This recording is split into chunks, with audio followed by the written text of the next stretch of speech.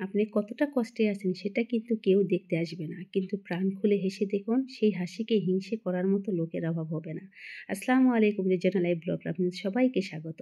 তো এই যে শুকনো মরিচ এবং তেজপাতা দিয়ে কিন্তু চাউল ১ বছরের বেশি সময় সংরক্ষণ করে রাখা যায়। আর এতে করে চাউলে কিন্তু কোনো রকম পোকাও আসবে না এবং চাউল একদম ফ্রেশ থাকবে। আর একইভাবে কিন্তু আমরা ডালও সংরক্ষণ করতে পারি। যেহেতু আমাদের রান্নাঘরে সবসময় কিন্তু শুকনো মরিচ এবং তেজপাতা থাকে। তো এই তেজপাতা এবং শুকনো মরিচের যে একটা ফ্লেভার, এতে করে কিন্তু পোকা আশেপাশে তো আসবেই না, এমনি একটা ছত্রাক ভাবটা কিন্তু একদমই থাকবে না। আর যেহেতু খাবারের মান যদি ভালো থাকে, খেতেও কিন্তু ভালো লাগে আর সংসারের সাশ্রয়ী হয়ে থাকে। আর আমরা গৃহিণীরা কিন্তু সবসময় সাশ্রয়ের কথাটাই মাথায় বেশি রেখে দেই। তো এইভাবে কিন্তু এই শুকনো মরিচ এবং তেজপাতা দিয়ে ১ বছরেরও বেশি সময় রান্নাঘরে রেখে দিতে পারেন চাউল এবং ডাল। আমি কিন্তু সবসময় এভাবে রেখে দিই। মাশাআল্লাহ, আমার চাউলে কখনো পোকাও লাগে না এবং ডালেও পোকা এবং ছত্রাক ভাবটা আসে না। আপনারা কিন্তু এই টিপসটি ফলো করতে পারেন। দেখবেন অনেক বেশি কার্যকরী এবং অনেক বেশি উপকারী একটি টিপস। তো আমার প্রিয় আপু ভাইয়াদের কাছে বিশেষ অনুরোধ, আমার ভিডিওটিতে অবশ্যই একটা লাইক দিয়ে কন্টিনিউ করবেন আর চ্যানেলটি সাবস্ক্রাইব করে পাশে থেকে যাবেন। আজকের ব্লগটি শুরু হয়েছে সকালের নাস্তার পর থেকে। তো সকালে কিন্তু হোটেল থেকে আমি সকালে খাবারটা নিয়ে এসেছি। তো যেহেতু ছেলে-মেয়ে আজকে তাদের নানুর বাসায় যাবে, তো তাড়াহুড়ো করে নাস্তা খাইয়ে ওরা চলে গিয়েছে। তো আমি ভাবলাম আমার কাজগুলো আমি করে নিই। আর বেশ কিছু কাপড় আমি ছাদে দিয়ে এসেছি এবং কম্বলও দিয়ে এসেছি। তো রোদ উঠলে কিন্তু কম্বল লেপ ছাদে দিয়ে নিয়ে এসে গায়ে দিতে কিন্তু ভীষণ ভালো লাগে। একটা গরম, গরম ভাব লাগে আর বেশ আরামদায়কও মনে হয়। আর জলপাইয়ের সিজন যেহেতু শেষ হয়ে আসছে, তো ভাবলাম সিজনের শেষ আচারটা একটু বানিয়েই রাখি। তো সমস্ত মসলা কষিয়ে কিন্তু এভাবে জলপাইয়ের আচার করে দিলে জলপাই কিন্তু ভীষণ নরম এবং অনেক মজা লাগে। আর মসলাগুলো কিন্তু জলপাইয়ের মধ্যে এত সুন্দরভাবে বসে যায়, খেতে কিন্তু ভীষণ ভালো লাগে। আর দেখতেই পাচ্ছেন আমি কিন্তু অনেক সময় ধরে মসলাগুলো কষিয়ে তার সাথে জলপাইগুলো কষিয়ে নিচ্ছি। আর এতে করে কিন্তু এই আচারটা আমাকে একদমই রোদে দিতে হবে না। তো আমি চুলা থেকে নামিয়ে ঠান্ডা করে কিন্তু বয়ামে উঠিয়ে নরমালভাবে রেখে দিতে পারবো রান্নাঘরে। আর এভাবে আচার করলে মানে এক কথায় রোদে দেওয়া ঝামেলা ছাড়াই এই আচারটি কিন্তু পারফেক্টভাবে রেডি হয়ে যায়।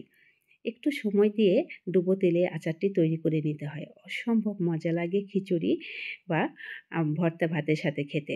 আর আমি কিন্তু জলপাইয়ের আচার খেতে ভীষণ পছন্দ করি আর সবসময় আচার বানাতেও অনেক বেশি পছন্দ করি। তো পারফেক্ট সময় আসবে এটা ভেবে বসে থাকবেন না। খারাপ সময়গুলোকে নিজে থেকে পারফেক্ট বানিয়ে নিতে হবে। তাহলে দেখবেন জীবনে কখনো কষ্ট থাকবে না। আত্মবিশ্বাস আর কঠোর পরিশ্রমই হলো ব্যর্থতা নামক রোগের সবচেয়ে ভালো ওষুধ, যা আপনাকে একজন সফল মানুষ করে গড়ে তুলবে। যখন আপনি আপনার কাজকে স্যালুট করবেন, তখন আর অন্য কাউকে স্যালুট করতে হবে না। কিন্তু যদি আপনি আপনার কাজকে অসম্মান করেন, তাহলে আপনাকে কিন্তু সবাইকে স্যালুট করে থাকতে হবে। তো যেহেতু ছেলে-মেয়ে আজকে বাসায় নেই, তো যেহেতু আমি নিজে একা খাবো, তো ভাবলাম আমি আমার মতো করে আজকে এটা তরকারি রান্না করি। আর সেজন্য সমস্ত মসলা হাত দিয়ে খুব ভালো করে মেখে নিয়ে তাতে আমি নতুন আলু এবং শিম দিয়ে ভালো করে মেখে মাছগুলো আগেই ভেজে নিয়েছি, সেটা দিয়ে রান্না করে নেব টমেটো এবং ধনেপাতা দিয়ে। আসলে সবজি দিয়ে বাচ্চারা কিন্তু মানে মাছ খেতে চায় না। তো ভাবলাম যেহেতু একা খাবো, নিজের মতো করে নিজে যেভাবে খেতে খুব ভালোবাসি, খুব পছন্দ করি, ঠিক সেভাবে রান্নাটা করে নিচ্ছি। আর রান্নাটা বসিয়ে দিয়ে আবার ছাদে যাব। ছাদে বেশ কিছু কাপড় রেখে এসেছি। আসলে মানে বাচ্চারা বাসায় না থাকলে খুব বেশি আইটেম করতে যেমন ইচ্ছে হয় না, আবার মনে হয় যে সংসারের যে বাড়তি কাজগুলো আছে ওই কাজগুলোও সেরে নিই। তো ওই আমিও আর ৫-১০ টা গৃহিণীর মতোই। যেহেতু বাচ্চারা নেই, নিজে একা খাবো একটা আইটেম মাত্রই করছি আর বাকি যে কাজগুলো না আছে সে কাজগুলো কিন্তু আমি সেরে নিচ্ছি। যেহেতু ২ বাচ্চারই পরীক্ষা শেষ, তো সেরকম আর চাপও নেই। আস্তে, আস্তে কাজগুলো সেরে নেই। শুধু চাপ একটাই থাকে উত্তরবঙ্গে, সেটা হচ্ছে প্রচণ্ড ঠান্ডা। কয়েকদিন এত বেশি ঠান্ডা পড়েছিল যে কোনো কাজই করতে ইচ্ছা হচ্ছিল না। তো এখন আল্লাহর রহমতে সূর্যের হাসি বেশ ভালোই দেখা যাচ্ছে। তো ভাবলাম এই সুযোগে যে ভারী, ভারী কাজগুলো এবং ধোয়ার কাজগুলো আছে সেই কাজগুলো সেরে নেই।